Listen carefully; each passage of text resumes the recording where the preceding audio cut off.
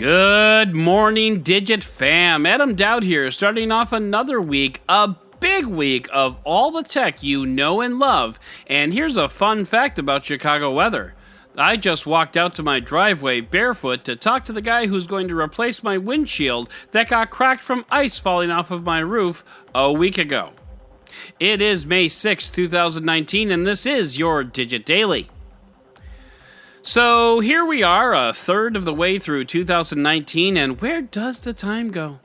What that means is that the first crop of flagship smartphones is out in the wild now, with one or two exceptions, so it's time to sit back and evaluate just what do we have.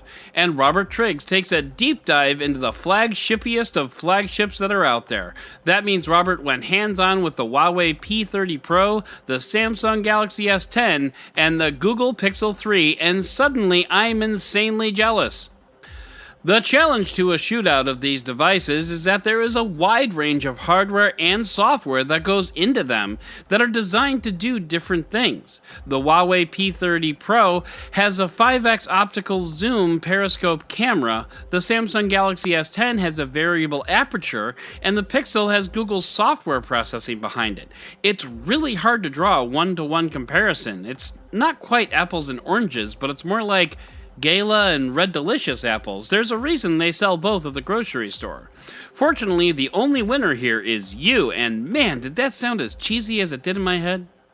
Like most smartphones, the key takeaways here are pretty simple. It depends on your needs. Ooh, how do you like it up there on the fence there, Robert? I'm just kidding, but really that's what it comes down to. And keep in mind, this is an audio platform, so please do check out the article in the show notes to see what I'm talking about. There are a boatload of sample photos there, and you'll be able to judge for yourself. Here are the main points of the article, though. If you're a photographer that wants a virtual utility belt of tools to take the best shot in any given situation, then the Huawei P30 Pro is a great choice. With zoom and wide-angle cameras and phenomenal low-light photography, this will get you a good shot in almost any situation. If you're looking for a sense of consistency to your photos, then the single-sensored Pixel is a great way to go. If you want a little flexibility but not an overload of options, then look no further than the Galaxy S10. Bottom line, it's hard to argue that you'll go wrong with any of these cameras. They're all flagship cameras for a reason. And let's just add one more thought here. With Google I/O coming tomorrow and the Pixel 3a and the 3a XL, which I'm just going to call the Pixel 3 Axl Rose from now on, there are likely to be some announcements on camera capability and perhaps even some cloud-driven software updates exclusive to Pixel smartphones because, Google. So it's possible that the Pixel 3 Axl could get even better. All we need is just a little patience. And with that, it's time to head into the roundup.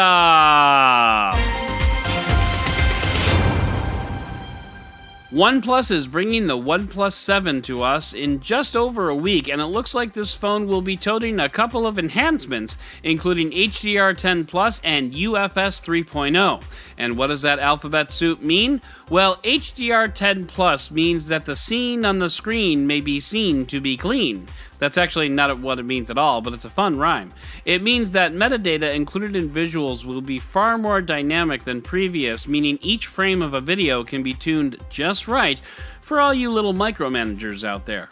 And UFS 3.0 relates to storage and offers theoretical double the bandwidth of UFS 2.0 and 2.1, which means faster data transfer, faster installs, and faster overall operations. In theory. My only question is, will the fingerprint sensor work?